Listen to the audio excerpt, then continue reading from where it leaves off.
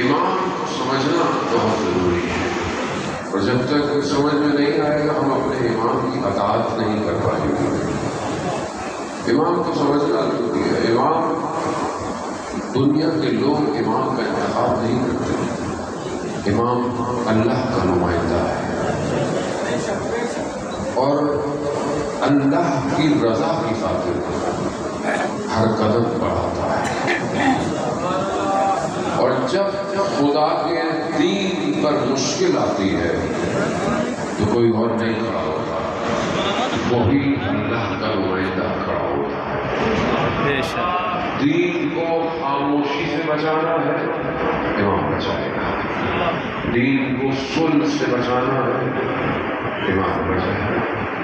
دین کو گردن کٹوا کے بچانا ہے، امام بچائے گا۔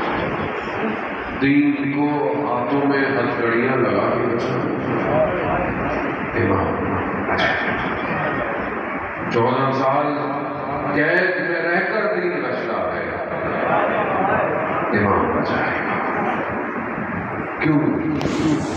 کیونکہ دین ان کے گھر پہ آیا ہے، اور اللہ نے ان کا انتخاب اس لیے کیا ہے کہ یہ اپنی مرضیاں نہیں کرتے، ان کی مرضی خدا کی رضا ہے، چاہے کچھ بھی ہو جائے۔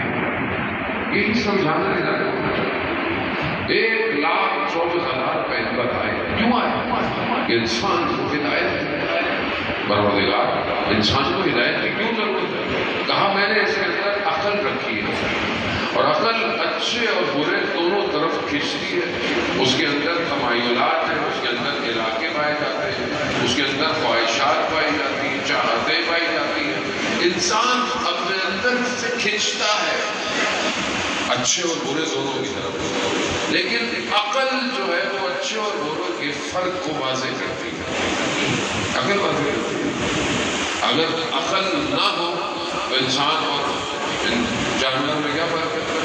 عقل نہیں ہے تو پھر انسان بھی حیوان ہے۔ یہی عقل ہے جو اس کو اشرف المخلوقات بناتی ہے، اور اس عقل کو صحیح اور سالم بنانے کے لیے اللہ نے نبیوں کو بھیجا۔ خود نہج البلاغہ کا خطبہ ہے، مولا متقیان فرماتے ہیں کہ اللہ نے نبیوں کو مبعوث اس لیے کیا کہ وہ دفن شدہ عقلوں کو باہر نکالیں۔ وہ آپ آخری نبی کا دور دیکھو، آخری نبی کا دور کیسا ہے؟ ظاہری طور پر لغت، بلاغت اور لٹریچر اتنا کمال پر ہے کہ بہترین سے بہترین لکھنے والا اس زمانے میں پایا جاتا ہے، لیکن جہالت کیسی تھی کہ بیٹیوں کو زندہ دفنا دیتے تھے۔ عقل کہاں تھی؟ عقل دفن ہوئی تھی۔ خانہ کعبہ کا طواف کرتے تھے مگر قریاں طواف کرتے تھے، بتوں کی پوجا کرتے تھے۔ ہر نبی آیا اس نے لوگوں کی عقل کو کھٹکھٹایا۔ کیا کرتے؟ حضرت ابراہیم نے اپنی قوم کے سارے بتوں کو توڑ دیا، اور بڑے بت کے گلے میں وہ ڈال دیا جس سے بتوں کو توڑا۔ یہ سب واپس آئے، انہوں نے کہا کس نے ان کو مارا ہے، کس نے ان کو ختم کیا؟ کہا اس سے پوچھ لو، تمہارا سب سے بڑا خدا یہی ہے، اس سے پوچھو۔ کہا یہ تو نہیں بتا سکتا۔ کہا جو بتا نہیں سکتا وہ تمہاری ہدایت کیسے کرے گا؟ وہ تمہیں نجات کیسے دے گا؟ خدا ہے تمہارا۔ کہا یہ کیسے بات کرے گا؟ بولتا نہیں ہے۔ عقل کو کھٹکھٹایا، عقل کو ہر دور میں نبی نے، اور اللہ نے ہر دور میں نبی کو معجزہ دیا۔ ایسا نہیں تھا کہ جو نبی آیا اس کے لیے بڑی آسان تھی تبلیغ کرنا۔ ہمارے یہاں تو لوگ پریشان ہو جاتے ہیں کہ معاشرہ بگڑ گیا، معاشرے میں فرق ہی نہیں آ رہا، معاشرہ خراب ہو گیا۔